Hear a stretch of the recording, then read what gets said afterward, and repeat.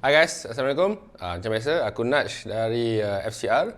Hari ni aku nak tunjukkan dekat korang cara-cara nak buat V60 punya coffee di rumah ataupun di mana-mana lah anda berada. Because basically V60 ni is yang paling versatile, yang paling murah yang korang boleh beli dan boleh guna untuk brew better coffee at home.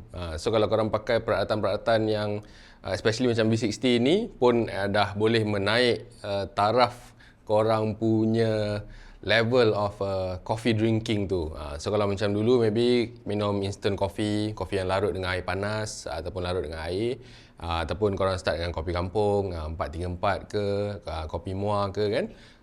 This is one of the affordable option yang korang boleh beli dan korang boleh start explore pelbagai rasa-rasa kopi. Walaupun Driton Alsela tak akan suka bin-bin yang floral-floral macam ini, but kita tak kisah, bukan pasal dia hari ni. Today is all about cara-cara nak brew V60. So kat depan aku ni, yang aku dah pegang tadi ni is V60 yang plastik. Ni pun sama juga. So plastik, nak korang main ke ataupun campak-campak ke, you boleh bawa pergi camping, boleh bawa pergi mana-mana lah. Tak risau, dia tak pecah. So kalau macam yang material satu lagi, metal pun okey juga, ceramik pun okey, glass pun okey juga. Cuma of course ceramic and glass tu lebih fragile lah, mudah pecah. Kalau beli tak silap aku mungkin ni dalam RM20 lebih. Ni maybe just a bit more mahal sikit, tapi mahal macam RM5 kot. So maybe this one maybe dalam 30 lebih, 35 macam tu. So the size is ni ialah 03, yang ni ialah 02. So 02 for 2 cups, this one is for 3 cups lebih. Maknanya 3 cawan, 4 cawan boleh pakai yang besar ni. Plastik lebih ramai orang suka pakai as permulaan, not only sebab dia murah, tapi nombor 2 is sebab dia lebih inert. Maknanya dia punya penyerapan haba tu lebih perlahan sedikit berbanding kaca ataupun ceramik ataupun steel basically. So kita ada ni, and then of course paper filter, jangan lupa. So this one pun paper filter daripada Parkson, not sponsored, beli sendiri RM23.90. Ni ada, tak silap aku, ada 40 helaian. So this is the most basic, memang yang selalunya kalau korang beli ni satu set, biasa akan dapat Hario punya V60 punya paper filter. Dia standard, ketebalan dia tak terlalu nipis, tak terlalu tebal, just nice untuk korang memang yang baru-baru belajar brewing menggunakan V60. Nanti dah upgrade sikit, dah pandai pouring, dah pandai rasa, then barulah korang akan explore. Adalah yang Cafec punya paper filter, ada yang nipis, ada yang tebal, ada yang ikut dia punya roast level, ada yang filter untuk dark roast, ada filter yang untuk light roast. And then of course kita punya scale. Scale pun actually nak kena yang ada timer. So ada timer, korang lebih mudah lah, boleh tengok semua dekat satu tempat je kalau nak ada timer. Kalau tak ada timer, boleh tengok dekat phone. So kita nak kena ada timer, nak kena tahu dia punya masa dia, berapa lama kita patut brew. We have the most basic is gooseneck kettle. So gooseneck kettle dia special sikit.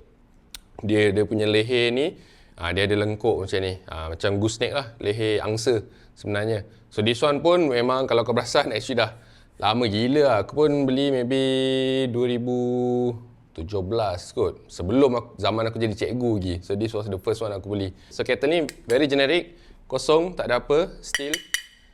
So korang nak kena letak dia punya thermometer sendiri.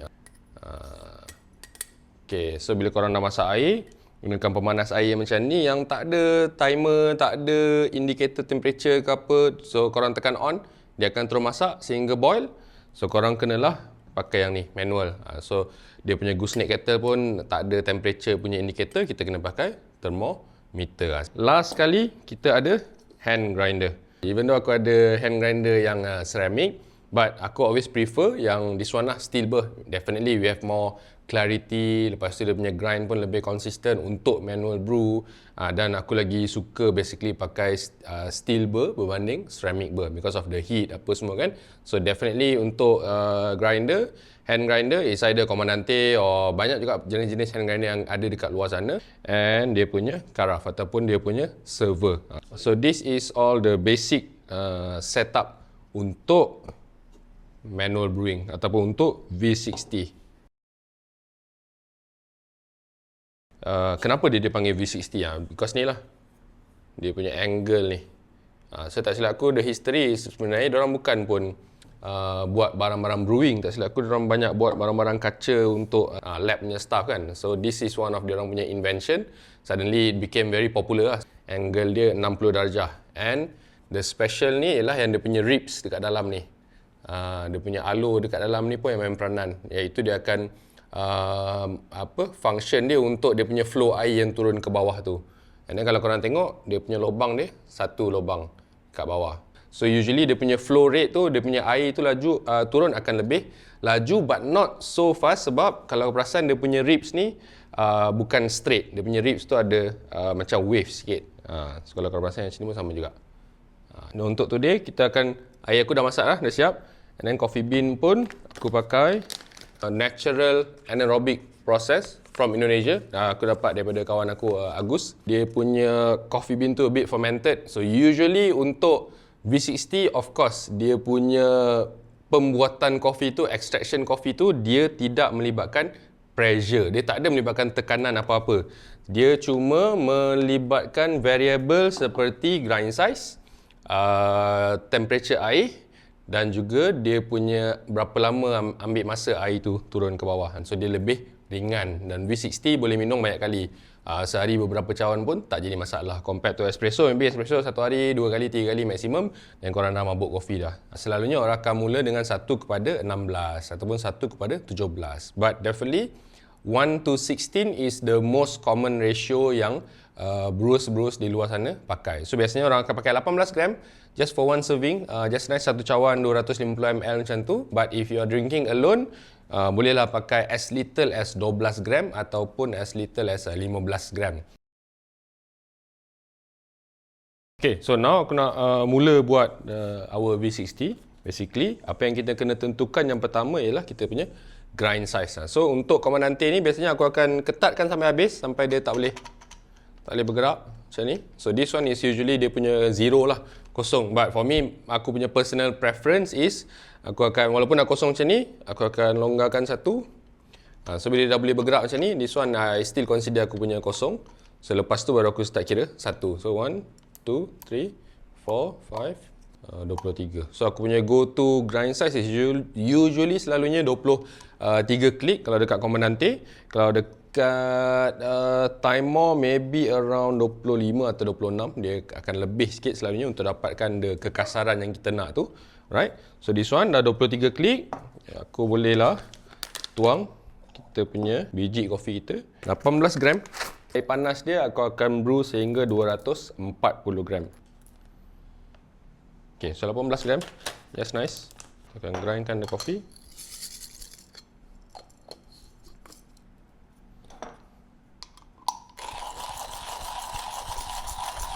So trik dia untuk grind dengan mudah, yang tangan yang kanan yang pegang grinder ni, korang jangan keraskan dia. So dia macam follow the flow je. Dia tak payah keraskan tangan. Okay. So dah habis grind size dia. So kira just nice. So untuk practice kita punya sensory, always kita ambil bau semasa dia kering dan juga ambil bau semasa dia basah. So basically ada aroma yang berbeza. So kalau masa kering, aroma dia lain. Bila dah basah, dah campur dengan air, akan ada aroma lain yang diaktifkan oleh air panas tu. Okay, so kita tuang dulu air panas. Untuk medium, biasanya aku akan aim maybe 95. So kalau darker roast, aku akan gunakan yang lower temperature, 88 macam tu. So kita dah masak kita punya air.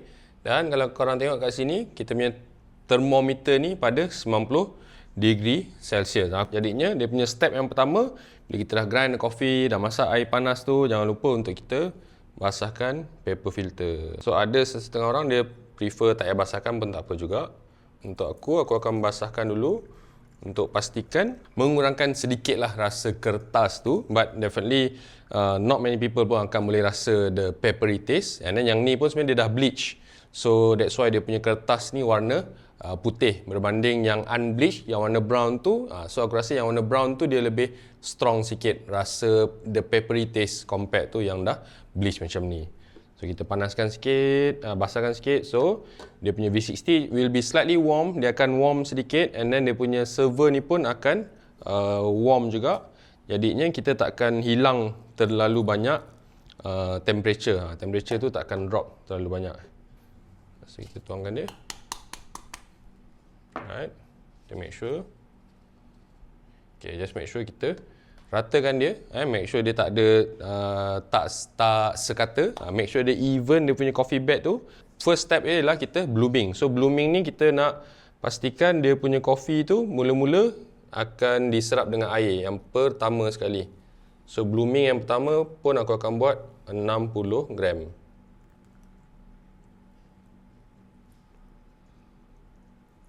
So, kalau korang tengok, gooseneck kettle ni dia membantu untuk kita tuang dekat point yang betul. So kalau kita halakan di tengah-tengah, kita boleh pastikan air tu flow dekat tengah-tengah aja dengan lebih tepat lagi. So that's why selalunya kita akan gunakan gooseneck kettle ni.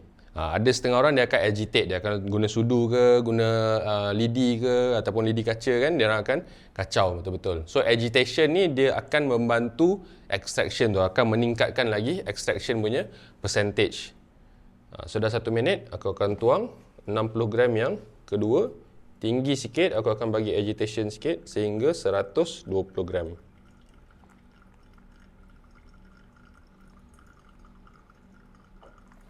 So lagi 60 gram lagi sehingga 180.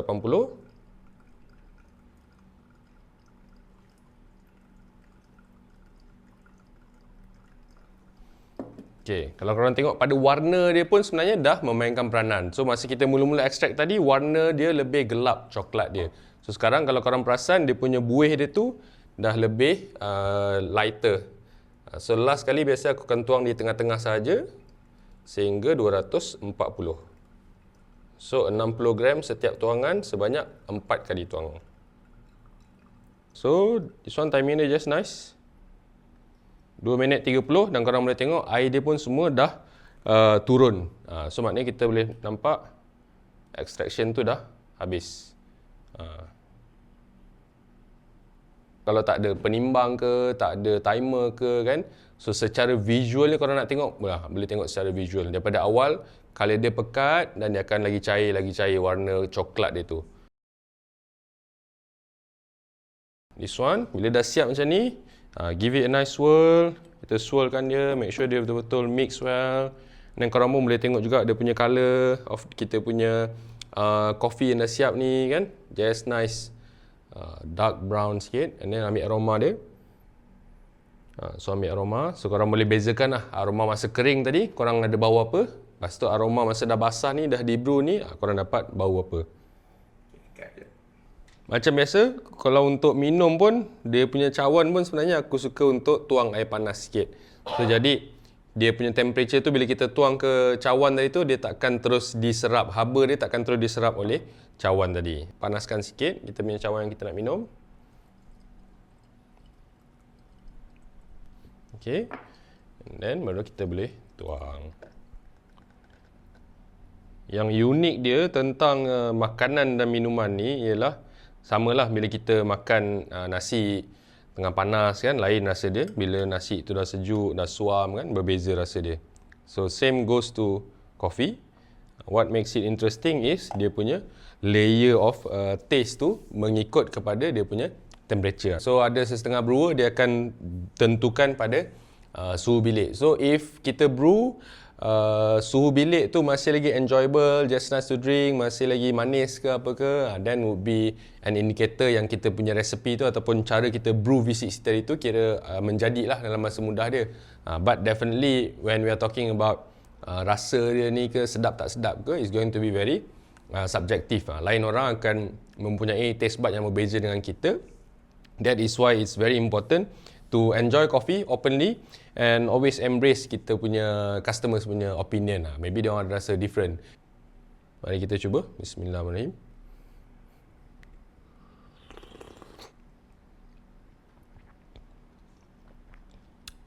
Very light. Dia memang lebih ke arah rasa kita minum teh sebenarnya. Memang sangat-sangat ringan dan dia ada a little bit of fruitiness, tapi ni dia macam ada a bit of pahit juga. Maybe sebab dia masih lagi panas. So usually when it cools down, dia akan lebih mengeluarkan dia punya rasa yang a bit pleasant. Tu selalunya macam itulah. Biasanya aku kalau masa panas ni pun memang aku minum, dia akan ada rasa macam pahit-pahit sikit. Might be over extract or might be not. Bila kita tunggu dia turun lagi temperature dia, dan kita boleh bagi, rasa sekali lagi untuk betul-betul gauge okay, panas macam mana rasa dia, suam macam mana, dan juga room temperature macam mana. Okay.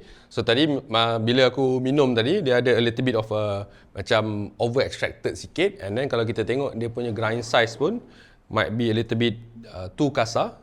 Tadi pada aku dia punya flow tu agak laju sikit lah. So untuk increase dia punya rasa kopi tu kepada yang lebih baik sikit, aku mungkin kalau next brew aku akan tukar dia punya grind size. Mungkin dari 23, mungkin aku akan buat kepada 20 klik macam tu lebih kurang. Haluskan sikit. And then dia punya water temperature dia mungkin aku akan pakai yang off boil. So maybe off boil aku akan tunggu 1 minit atau 1 minit setengah untuk turunkan dia just nice kepada 95. Ni maybe tadi dia 90, so dia tak fully extract the flavors yet. Hence that's why aku dapat rasa dia macam a little bit of a bitterness dia. But ni dia dah sejuk sikit, let's try yang sejuk sikit ni.